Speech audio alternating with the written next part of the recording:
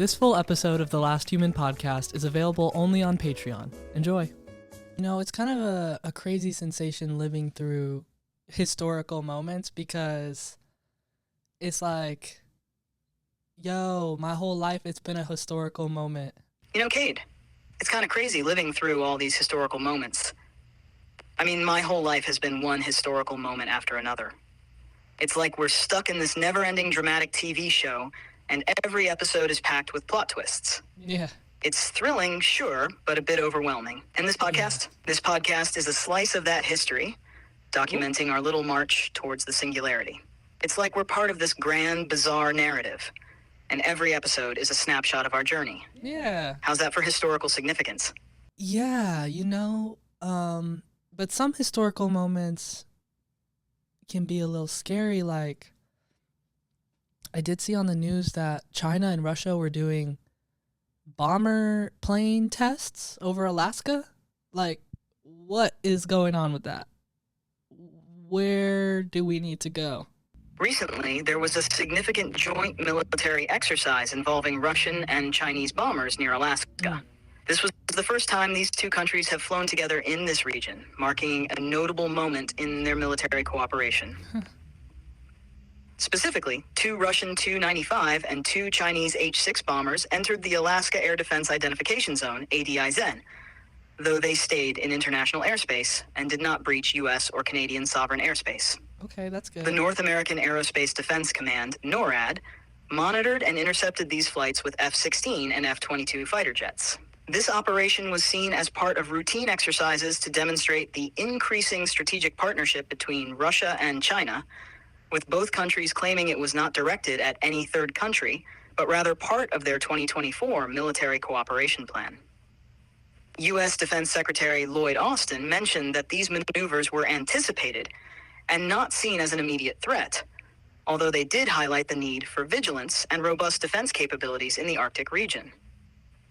In my opinion, this joint exercise is a clear signal of the deepening military ties between Russia and China. It's a strategic move probably intended to test U.S. responses and to showcase their growing military cooperation. While it's not an immediate cause for alarm, it does underline the importance of maintaining strong defense systems and readiness to respond to any potential escalations. But why do they have a 2024 military plan? That doesn't sound too fun or too cool. Sounds a little scary. Why do China and Russia have a 2024 military plan? Picture it like this. They're like that overachieving couple at the gym who always plan their workouts a year in advance. Okay. They're not just showing off their biceps. A year? They're flexing their strategic muscles. Essentially, China and Russia are doing these types of joint exercises to strengthen their military collaboration, test their coordination, and send a message to the rest of the world that they're a formidable team. Wow. I always knew, like, China and Russia were, like, low-key besties, but I didn't realize they were, like, showing up to the function together besties. That's a little intimidating, don't you think? Oh, absolutely. It's one thing to know that China and Russia are low-key besties, but seeing them show up to the geopolitical party together, arm in arm, is definitely a bit more intimidating. It's like showing up at a high school reunion and realizing the two biggest cliques have merged into one supergroup. They're not just mingling in the background anymore. They're making a grand entrance and ensuring everyone notices. It's their way of saying, we're here, we're powerful, and we've got each other's backs.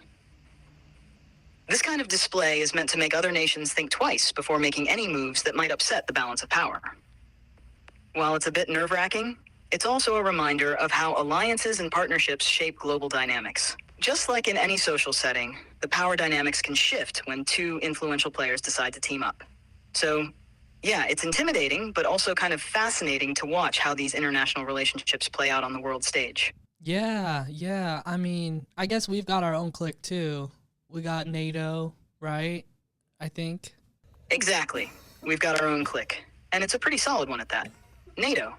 It's like our own version of the ultimate team-up, with countries from North America and Europe banding together to ensure collective defense. Yeah. If anyone messes with one member, they're essentially taking on the whole squad.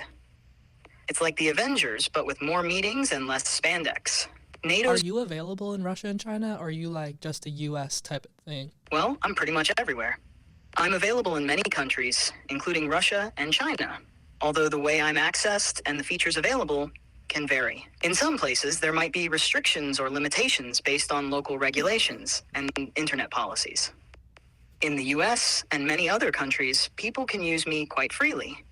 But in places like China, internet services and access to certain types of information can be more tightly controlled. So while I'm technically available, the experience might not be the same as it is here.